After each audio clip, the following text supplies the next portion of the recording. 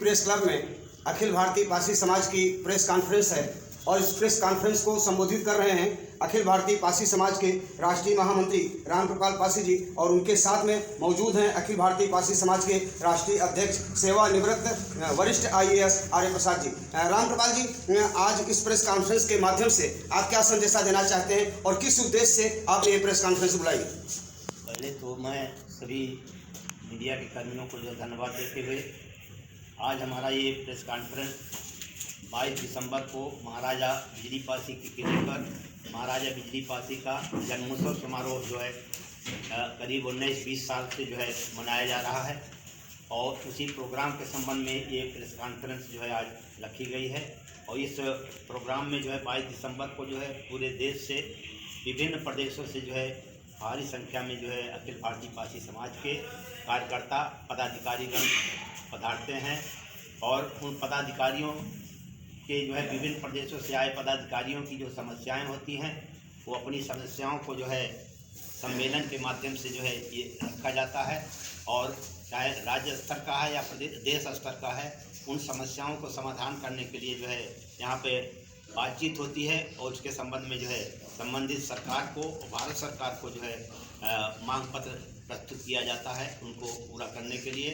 और पूरे देश में जो है ये संगठन फैला हुआ है और इस संगठन को जो है पूर्व मंत्री भारत सरकार में रहे हैं स्वर्गीय धर्मवीर जी, उन्होंने जो है 1982 में अखिल भारतीय पारसी समाज को जो है इस संगठन को बनाया था और पूरे देश में जो है मात्र एक ही संगठन है जो सामाजिक स्तर पर जो है समाज को जोड़ने का काम कर रहा है।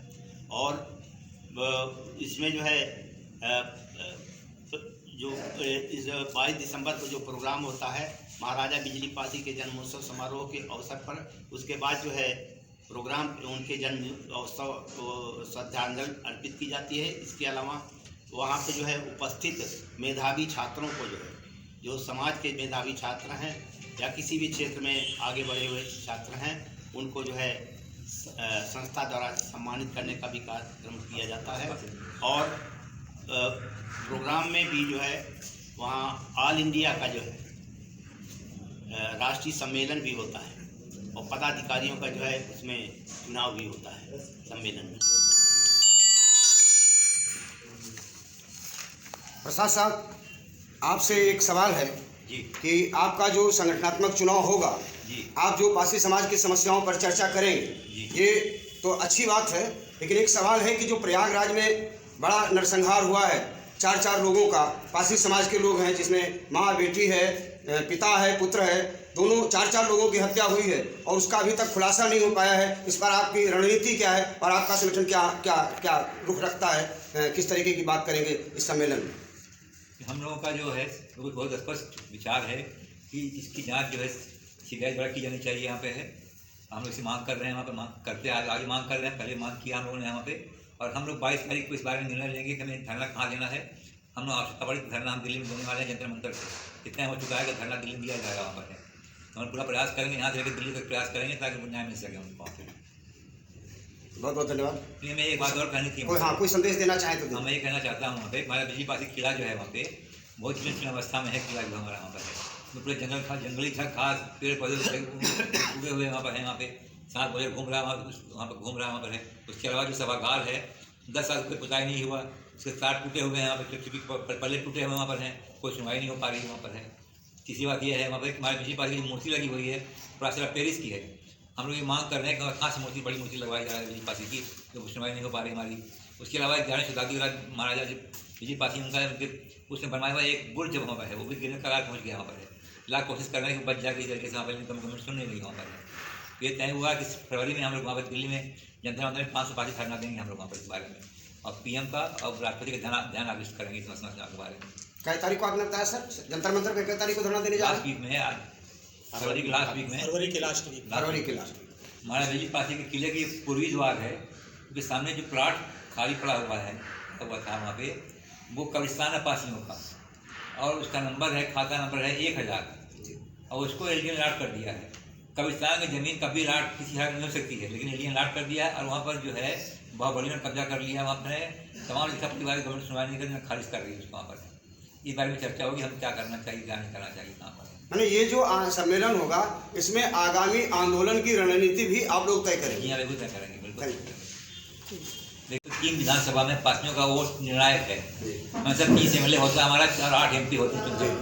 इधर 29 एमएलए हैं और 6 MP चुन के आए हुए वहाँ पर। उसके बाद भी इतनी बड़ी वोट संख्या होती है, उसको सुनवाई हमारी गवर्नमेंट कर रही है वहाँ पे। एक प्रस्ताव भी आ रहा है वहाँ पर है कि हमें कोई पॉलिटिकल पार्टी बनानी चाहिए ताकि हम लोग अपनी बात कर सकें मंच से वहाँ पर। नहीं तो ये एक बहुत बड़ा सवाल आ गया, हम लोग पूछना नहीं चाहते थे, हम चाहते थे कि आपका सामाजिक संगठन है, लेकिन फिर भी सवाल खड़ा हो गया कि फिर अभी आप पार्टी बनाने की बात कर रहे हैं। चलिए पार्टी जब बनेगी तब बनेगी, आगामी विधानसभा में के जो चुनाव होने वाले हैं उत्तर प्रदेश के, उसमें आपके संगठन की रणनीति क्या होगी? रणनीति है 22 तारीख को तय होगा, क्योंकि ऑल इंडिया संगठन चलता है हमारा वहाँ पर है। तेलंगाना, आंध्र प्रदेश निकल आ रहे रास्ते। नहीं, स्पेशल सवाल यूपी के लिए है, यूपी में आपकी रणनीति क्या है? ऐसा ना देखिए, ऐसा ना हर जगह देखना पड़ता है, क्योंकि ऑल इंडिया का है, वहाँ कोई और संगठन और वहाँ पर TSR का संगठन वहाँ पर है, या अलग वेस्ट बंगाल में अलग संगठन है वहाँ पर है, तो उनकी बात सुननी पड़ेगी, क्या करके ना करें, समझ में सहयोग चाहिए हमें वहाँ पर। मान हम कर दिया, समझ ना हुआ, दिक्कत हो जाएगी ना वहाँ पे। नहीं, कल तय करेंगे, 22 को तय करेंगे, 22 को तय करेंगे।